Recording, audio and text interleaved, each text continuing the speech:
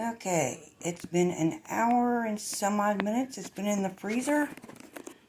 The wax paper's on there to keep it to slide out. See that? And it feels just like another one. The other one.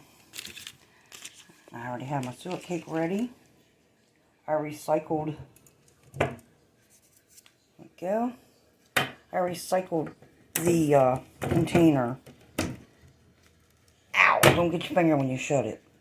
I recycled the container and just used it because I knew I was going to do this eventually. Alright.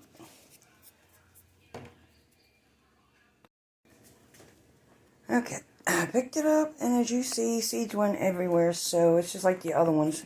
Make sure you take them outside before you stick them in, because they do make a mess, apparently. I still have the other ones in the freezer, so we're going to take this outside, hang this up, and see if the birds will feed from it.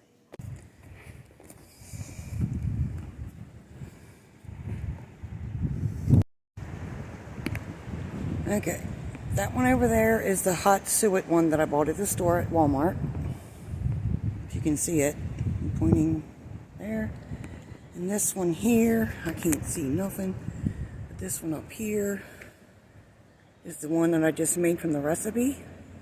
So, and of course there's the birdhouse. So, let's go in the house and we'll see if this thing works, if they like it. Let me just say, it's been out of the freezer no more 10-15 minutes. And as you can see, look, I can get my finger right there. Look, it's already been falling apart. So I don't know if it's the bird seed that I used, which it probably is because it's got all kinds of stuff in it. But, yeah, if I did it again, I would not use that brand of bird seed. Not one bit. But since I made it and it's out there, I'm just going to leave it. The squirrels or somebody will get it. So, that's my opinions on that one. And y'all take care. Thank you for watching. Bye.